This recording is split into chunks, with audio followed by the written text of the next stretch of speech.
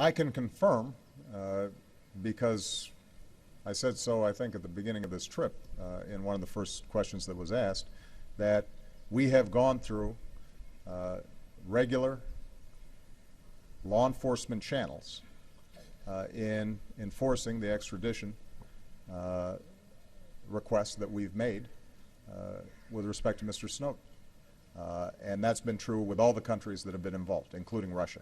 And so there have been high-level discussions with the Russians about trying to find a solution to the problem. We don't have an extradition treaty with Russia. On the other hand, Mr. Snowden, we understand, has traveled there without a valid passport, without legal papers, and we are hopeful that the Russian government makes decisions based on the normal procedures regarding international travel and the normal interactions that law enforcement have. So I can confirm that.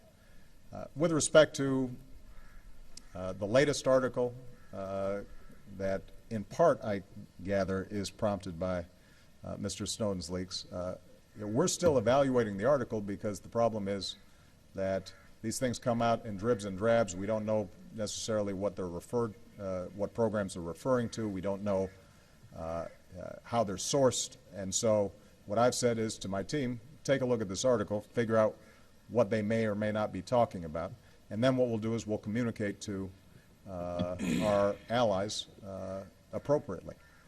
But I'll make some general points. So I'm not going to comment on any particular allegation, but I'll make a couple of general points. Number one, the Europeans are some of the closest allies that we have in the world. And we work with them on everything. And we share intelligence constantly. And our primary concerns are the various security threats that may have an impact on both our countries.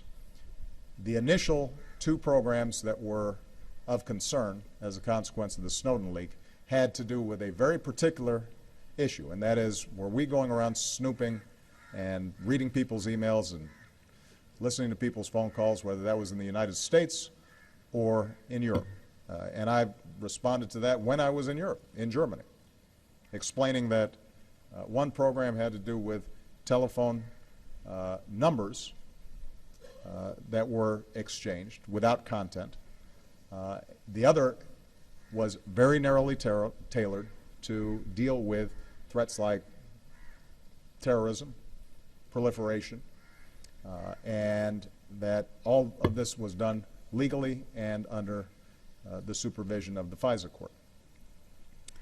So that's one set of issues.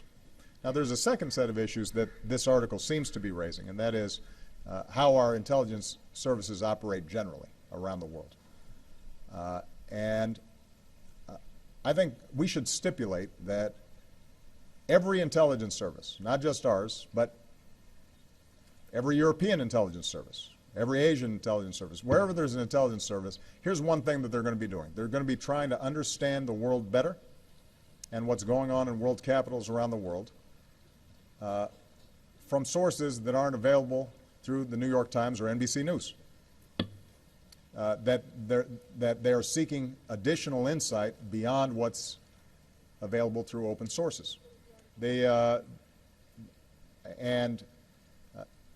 that weren't the case, then there'd be no use for an intelligence service.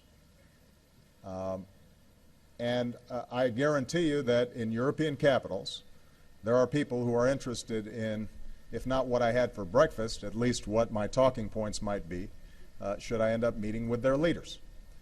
That's how intelligence services operate. So I don't know what is precisely in this article. I've asked my team and the NSA to evaluate everything that's being claimed.